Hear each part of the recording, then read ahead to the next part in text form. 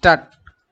ஆளுநர் உரைக்கு நன்றி தெரிவிக்கும் தீர்மானத்தின் மீதான பொது விவாதத்தில் கலந்து கொண்டு ஓர் உறுப்பினர் உரையாற்றுகையில் குறிப்பிட்டதாவது: தலைவர் அவர்களே, ஆளுநர் உரை என்பது வெறும் வார்த்தை குவியல்களாக இல்லாமல் மக்களின் அடிப்படை தேவைகளை பூர்த்தி செய்வதில் கண்ணும் கருத்துமாக இருக்கிறது என்பதை காட்டுகின்ற வகையில் போர்க்கால அடிப்படையில் நடவடிக்கை எடுத்து வருவதை பார்க்கின்றபோது என்னால் பாராட்டாமல் இருக்க முடியவில்லை.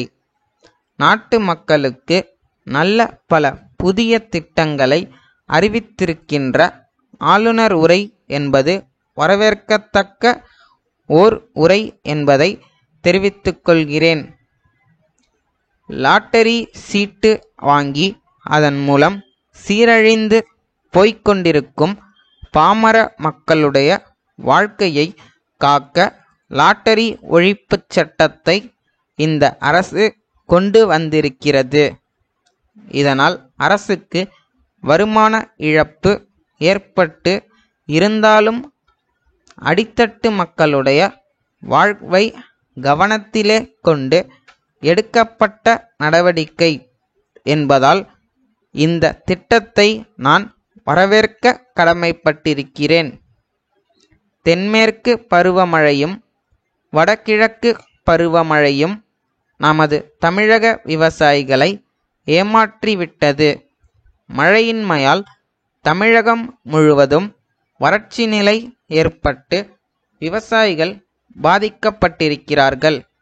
இதனால் விவசாயம் சரியான முறையில் செய்யப்படாமல் பயிர் எல்லாம் பாதிக்கப்பட்டு இருக்கின்றன. இதை கருத்தில் கொண்டு விவசாயிகளுக்கு இழப்புத் தொகை அளிக்க முன்வந்துள்ள இந்த அரசை நான் பாராட்ட கடமைப்பட்டிருக்கிறேன்.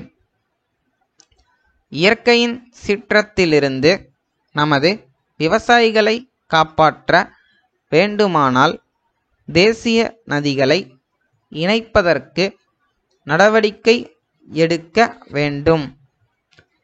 அதன் மூலமாகத்தான் நாம் விவசாயம் செய்ய முடியும், விவசாயிகளை காக்க முடியும் என்பதை இந்த அரசுக்கு யோசனையாக சொல்ல விரும்புகிறேன். மேலும் தமிழகம் முழுவதும் ஆங்காங்கே உள்ள குளம் குட்டைகள் எல்லாம் தூர்ந்து போய் இருக்கின்றன. அவற்றை எல்லாம் தூர்வாரினால் நீரின் கொள்ளளவு உயர வாய்ப்பிருக்கிறது. எனவே அரசு உடனடியாக நடவடிக்கை எடுத்து தமிழகம் முழுதும் உள்ள ஏரிகளையும் குளம் குட்டைகளையும் தூர்வார நடவடிக்கை எடுக்க வேண்டும் என்று கேட்டுக்கொள்ள கடமைப்பட்டிருக்கிறேன். தமிழகத்தில் புதுக்கோட்டை மாவட்டத்தில் பல பகுதிகளில் செயற்கை வைரத்திற்கு பட்டை தீட்டும் தொழில் ஒரு காலத்தில் மிகச் சிறப்பாக நடைபெற்று வந்தது. இன்றைக்கு அந்நிய சந்தையோடு போட்டி போட இயலாத காரணத்தாலே இந்த செயற்கை வைரத் தொழிலில் ஈடுபட்டு வந்த பல்லாயிரக்கணக்கான தொழிலாளர்கள், குறிப்பாக வீட்டிலே இருக்கக்கூடிய பெண்கள், மகளிர் சுய உதவி குழுக்களை சேர்ந்தவர்கள் இந்த தொழிலிலே ஈடுபட முடியாத சூழ்நிலை ஏற்பட்டு கொண்டிருக்கிறது.